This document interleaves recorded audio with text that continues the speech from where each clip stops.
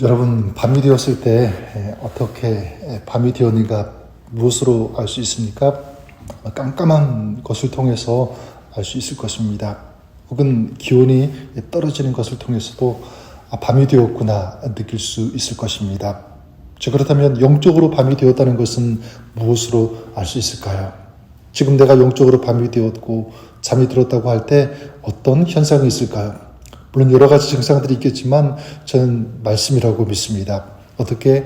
말씀이 삶에서 멀어진다는 것입니다. 말씀이 들리지 않고 말씀과 상관이 없는 삶이 된다는 것입니다. 하지만 반대로 영적으로 깨어있다는 증거, 하나님께서 내 인생에 개입하고 계시다는 증거, 그래서 삶의 회복이 있고 묶였던 것이 풀려지고 상황이 역전될 때 일어나는 전조 현상이 있습니다. 바로 말씀입니다. 말씀을 듣고 말씀이 들린다. 내 하나님의 말씀을 듣는다는 것은 하나님께서 내 삶에 개입하고 계시다는 증거입니다. 그렇기 때문에 하나님의 말씀이 들리면 우리는 승리할 수 있는 줄 믿습니다. 그런 맥락에서 지금 우리 사무엘서 특별히 이 엘리 제사장 때의 이스라엘 그리고 엘리 제사장의 이 가문, 지금 영적으로 암흑이다, 깜깜한 그런 상태라고 말할 수 있습니다. 그 이유가 있는데 무엇이냐면 바로 말씀이죠. 말씀이 희귀했기 때문에 그래요. 1절 이렇게 시작하지 않습니까? 아이 사무엘이 엘리 앞에서 여호와를 섬길 때에는 여호와의 말씀이 희귀하여 이상이 흔히 보이지 않았더라. 성막은 여전히 있습니다. 똑같이.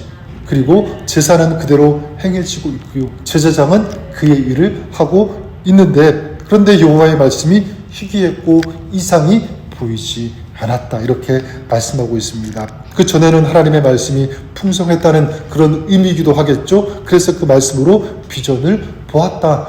그런 의미가 이 속에 담겨 있습니다. 그런데 지금은 그렇지 않다는 것입니다. 영적으로 밤이다. 바로 이것이 이스라엘의 비극이고 엘리 가문의 비극인 것이죠. 하나님의 말씀이 없고 그 말씀이 들리지 않는다는 것.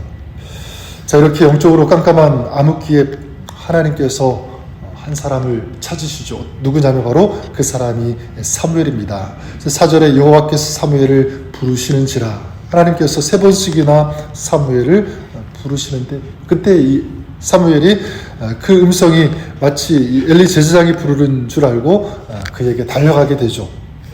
그때 이 엘리는 사무엘이 3번째 왔을 때 이것이 하나님께서 사무엘에게 주시는 음성, 말씀이라는 것을 알게 되었습니다. 자, 이것을 알았다면 여러분 엘리 입장에서 어떻게 생각해야 됩니까? 그 전에는 내가 하나님의 음성, 말씀을 들었는데 지금은 내가 이 하나님의 음성을 듣지 못하고 있구나. 이런 생각 가져야 되는 것 아니겠습니까? 사무엘은 또다시 하나님의 음성을 듣게 되죠. 그런데 그 말씀의 내용이 무엇이냐면 12절에 내가 엘리의 집에 대하여 말하는 것을 처음부터 끝까지 그날에 그에게 다 이루리라. 하나님께서 엘리와 그 집에 대하여 말씀하신 것을 다 이루겠다. 근데 엘리 제사장에게 무엇을 말씀하셨냐면 심판에 대해서 말씀하셨죠. 우리 2장에서 보지 않았습니까? 13절에 내가 그의 집을 영원토록 심판하겠다고 그에게 말한 것은 그가 아는 죄악 때문이니 이는 그가 자기의 아들들이 저주를 자초하되 금하지 아니하였음이라. 사무엘은 이 음성 하나님의 말씀을 엘리에게 전하기를 두려워했습니다. 당연히 그럴 수밖에 없죠. 좋은 이야기가 아니라 당신 집이 저주를 받을 것이다. 심판을 받을 것이다. 이 어린 아이의 마음에 두려움이 있었을 것입니다.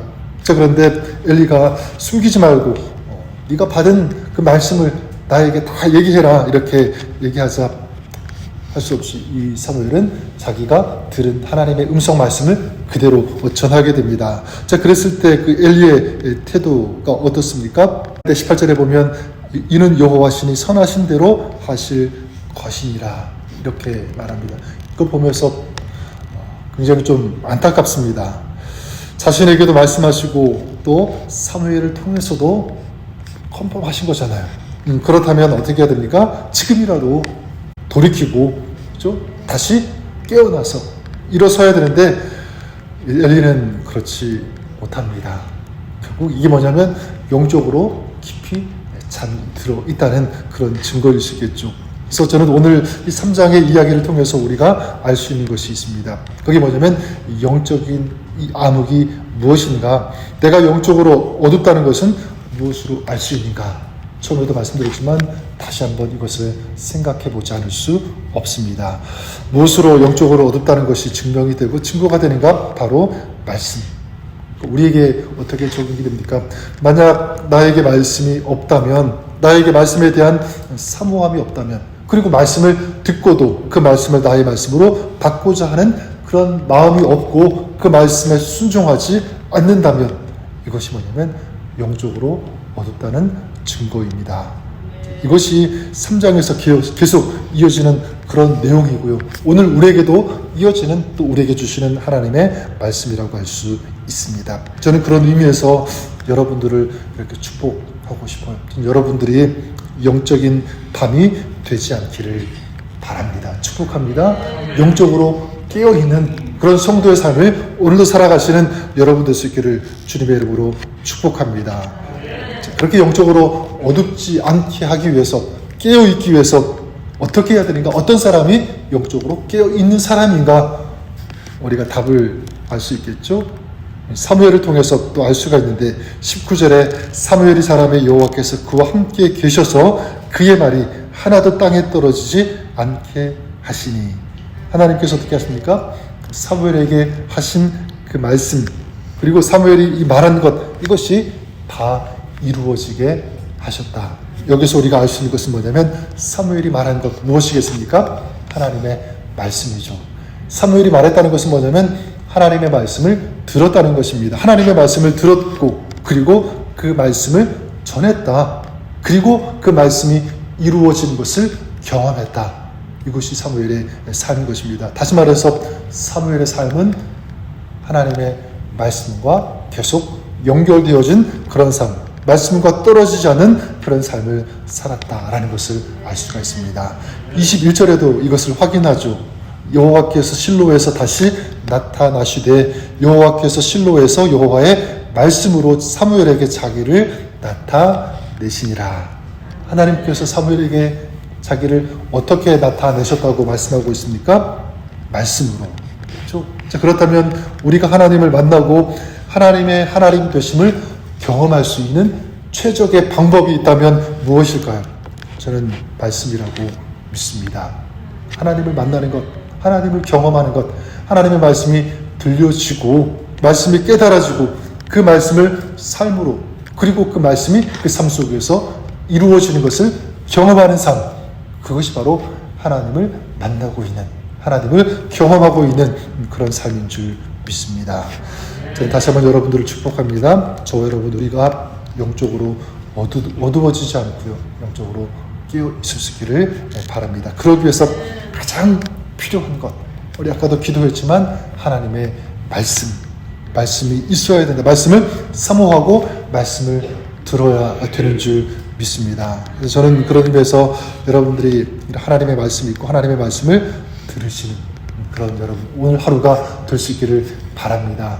말씀을 통해서 우리의 삶에 갈 길을 인도받고 위로받고 또 때로는 책망을 받기도 하고, 그래서 말씀으로 하나님의 마음을 알고 말씀을 통해서 하나님과 교제하면서 하나님의 뜻을 알아서 그 비전, 하나님의 뜻을 이루어가고, 그리고 깨달은 그 말씀을 전하는 삶, 이것이 우리의 삶, 여러분의 삶이 될 수 있기를 바랍니다. 오늘 이 시대 하나님께서 그런 삶을, 그런 사람을 찾으시는 줄 믿습니다. 그래서 오늘 우리가 한번 기도할 때 하나님, 우리의 삶에 이런 하나님의 말씀이 풍성하게 하여 주시옵소서. 하나님의 말씀이 들려지게 하여 주시옵소서. 말씀을 사모하면서 하나님의 마음, 하나님의 뜻, 하나님의 비전을 이루어가는 이런 하나님의 사람, 하나님의 친구가 되는 것이 오늘 우리의 삶이 되게 하여 주옵소서. 이런 기도를 가지고 나아가는 오늘 하루, 또 여러분의 삶, 그렇게 될 수 있기를 주님의 이름으로 간절히 축원합니다.